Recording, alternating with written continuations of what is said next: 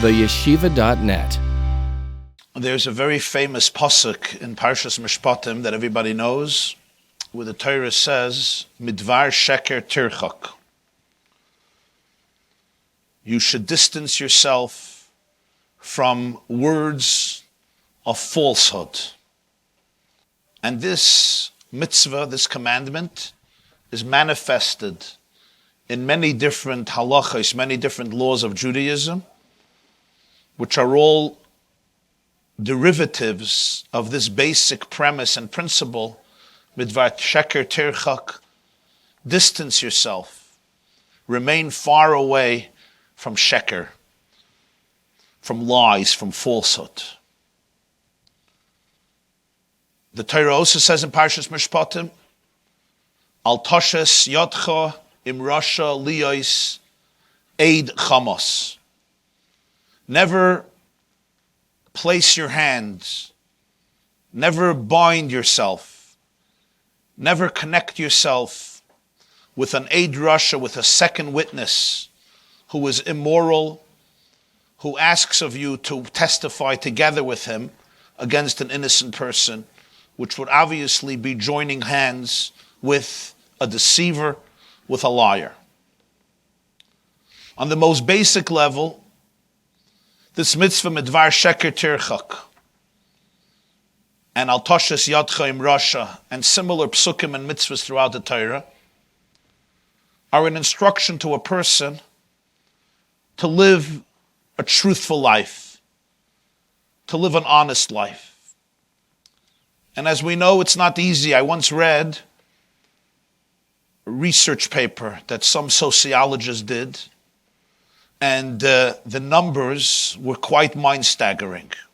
He claimed, from lots of research that he has done, that the average person is capable of saying 200 lies a day, or 150 in some cases, if you want to give a more lenient number. Those numbers seemed very absurd to me, very strange, startling. But the truth is, sometimes we don't even notice. We don't even notice that we're saying the untruth, what we call in America, white lies. I may call up the doctor or the person have an appointment and say there's bumper-to-bumper traffic, that's why I'm late. Of course, I only left my house 45 minutes late.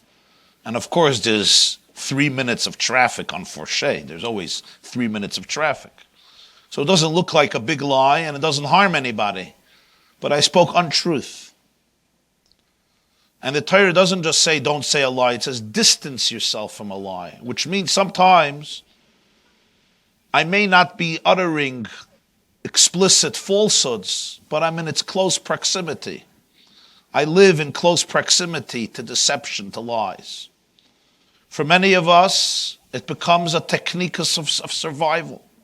Some people don't even know how to live in any other way. This is how they survive. With cover-ups, with lies, with exaggerations, with fakayft maises, with selling stories, telling stories. We're afraid of offending people, of getting hurt. It usually boils down to very, very deep, a lack of acceptance of who you are and of reality. It's basically a lie is living a substitute life. It's living outside of reality. That's what a lie means. A lie means it's not real. It's not true. Whenever I have to attach myself to a lie in order to live, or make myself feel good, or make other people feel good, or make myself comfortable, it means I am substituting reality for falsehood. It's pathetic. It never works. It comes back to haunt me and bite me. It's dysfunctional. And most importantly, it deprives a person from serenity, from menuchas hanefesh, from wholesomeness. What do they say? A good liar always has to have a good memory. Because I have to remember what I told you yesterday so that my story today doesn't contradict yesterday's story. When you say the truth, you're never going to contradict yourself. because truth doesn't contradict itself. So whenever I live in a world of truth, I live in a world of reality, I live in a world of clarity, I live in a world of light. Sometimes it creates awkward situations, awkward moments. We usually like to utter white lies in order to avoid difficult moments, difficult situations. And what often happens is people get stuck in that trap and they don't even distinguish anymore between emes and sheker, between truth and falsehood. Probably one of the wisest pieces of advice you can give yourself, and I can give myself, and we can give ourselves and our loved ones is never, ever, ever utter a lie. Never, ever lie, and be conscious of it. And I'm going to ask you to do a little exercise. And my little exercise is, I don't know if that person's number is right, but focus on everything you say throughout a day. From the moment you wake up till the moment you close your eyes and fall asleep. To your husband, to your mother-in-law, to your children, to your siblings, to anybody. To your landlord, to your tenant, to your employee, to your partner, to your mechutenista, to the person arranging the simcha, the person supposed to arrange, whoever it is you're talking to. Somebody you know, somebody you don't know.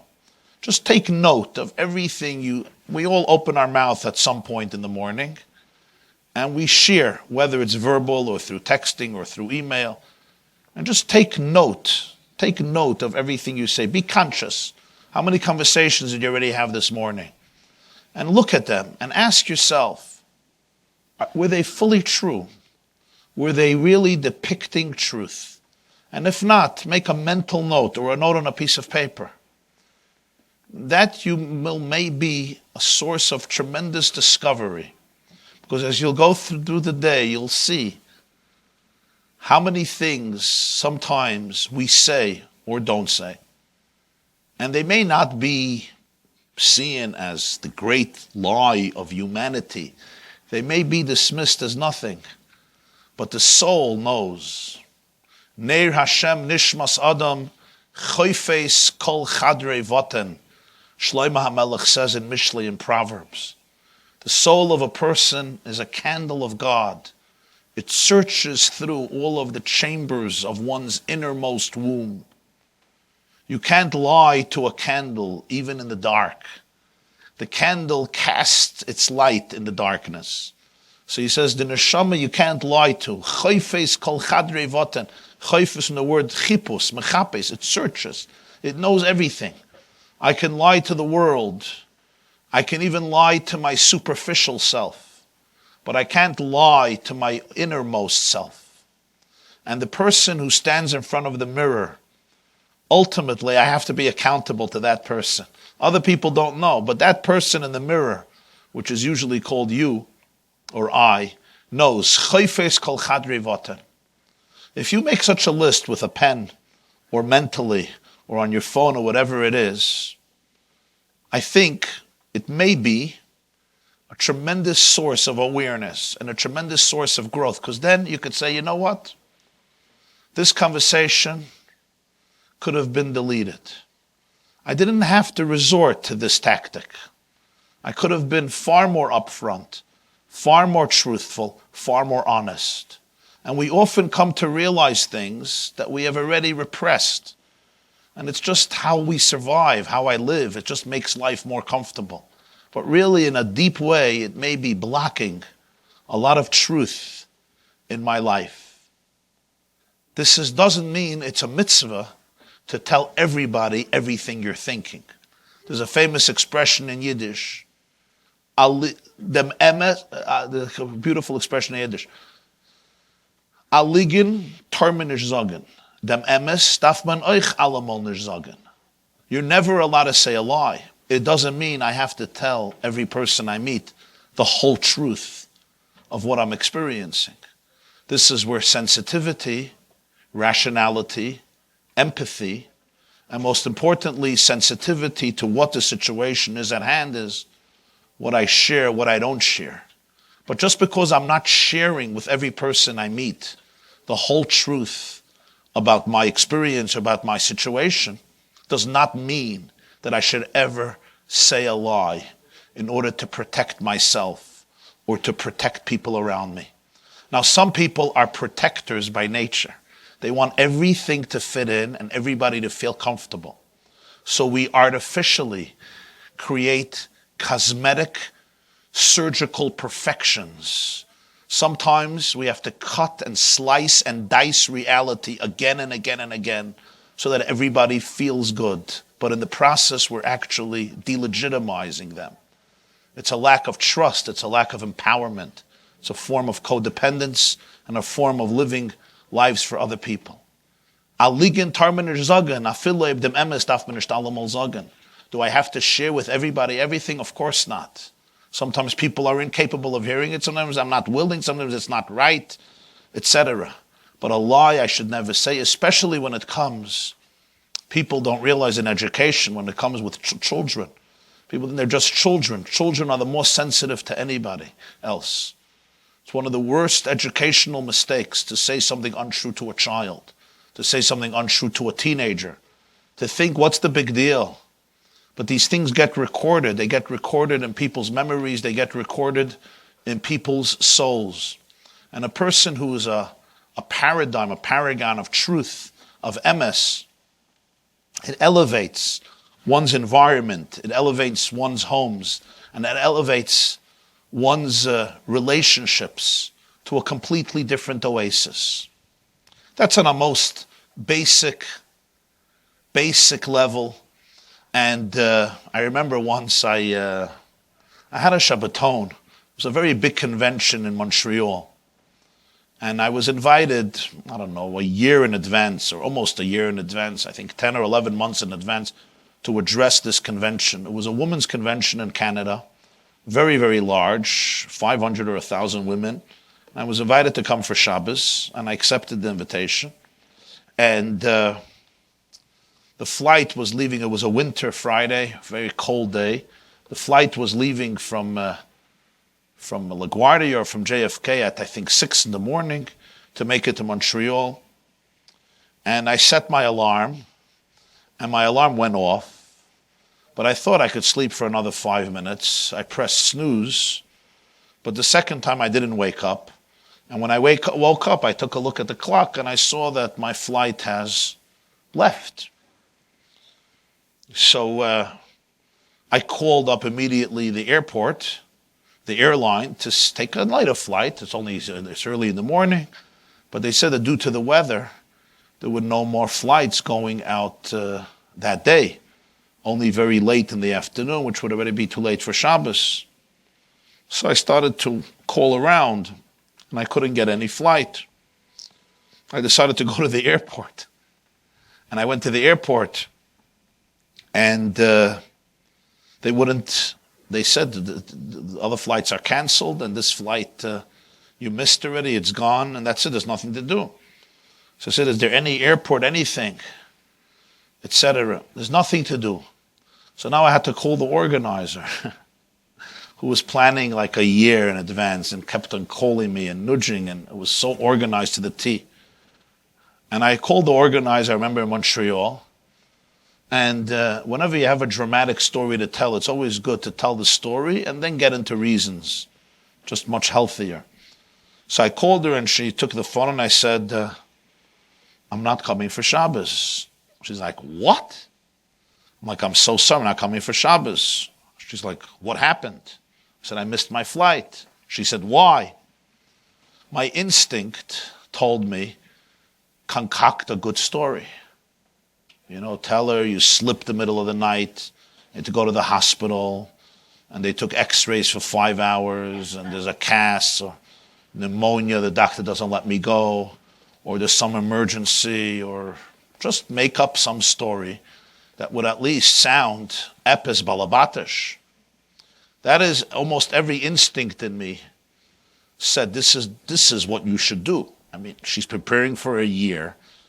They invested a lot in this Shabbos, and you're like single-handedly destroying it because you pressed snooze on your alarm clock. I mean, how anticlimactic can this story get? So my instincts were telling me, what story can I come up with to justify missing an airplane? Maybe there was a crazy accident on the highway and it was Meshuggah and Hatzalah needed my help to counsel the victims, whatever. So, but then I knew that all of this it'll just be a lie. So I told her, I said, I slept through the flight. I set my alarm clock, but I pressed snooze, and then I slept through, and I missed the flight. So she started to laugh. I said, why are you laughing? She's like, wow, that's an honest answer. I said, yeah, that's exactly what happened. And it was aggravating, but at that moment, I felt that my soul actually achieved a very profound victory. It was a victory of my soul over my fears. It was a victory of my truth over my lies. It was a victory of light over cover-ups. It was a small moment, but for me personally, it was an important moment. Now you're wondering what's the end of the story, right? So this was in the airport. So I said, anything. So they said, in 40 minutes, there's a flight going from Newark, but there's no way you're going to make it. But I went to Newark, and I came, and the gate was closed. And I went over to the lady there, and I decided I'm going to tell her the truth too. And I said, listen, there's this big women's convention. They hired me as a speaker. I don't fly on the Sabbath. I'm an observant Jew. I keep the Sabbath. I know you don't want to help me because I came late and the gates are closed, but I really have to get here. Maybe you could, despite protocol, maybe you can help me. So she told me, she said, in honor of your Sabbath, I'm going to help you. And she let me go. And it was a turbulent flight. And I landed in Montreal a few minutes before candle lighting. And I arrived in my hotel room as the women were finishing lighting candles. And I arrived to my hotel room. And we had a wonderful Shabbos. So in every person's life, I think it's very worth to examine these types of stuff. Because when you do, you can become much closer to who you are, to your truth, to your soul. And everything changes as a result. Relationships change, conversations change, friendships change. How many friendships are based on full disclosure of truth? What is a friendship if it's not based on truth? What is a marriage if it's not based on truth? What is a relationship if one can't really be honest? Now, there are different levels of relationships. There are things we share with some people and things we might not share with other people. They may be very personal. But in life, you have to have one person, two people, three people with whom you could be completely honest. At least one person with whom you could be completely honest, in whose presence you can think out loud without the need to circumvent, to outsmart, to cut, to decorate, and to work so hard on presentation. How much mental energy do we put in order to work on presentation? So everything should look perfect, but inside, the soul dies as a result of that. Because the more it's perfect on the outside, the more it's fake on the inside. And sometimes real truths don't look so perfect on the outside because truth is messy sometimes. Truth doesn't always appear as the most beautiful, tidy, picture-perfect Miss America. Truth is truth.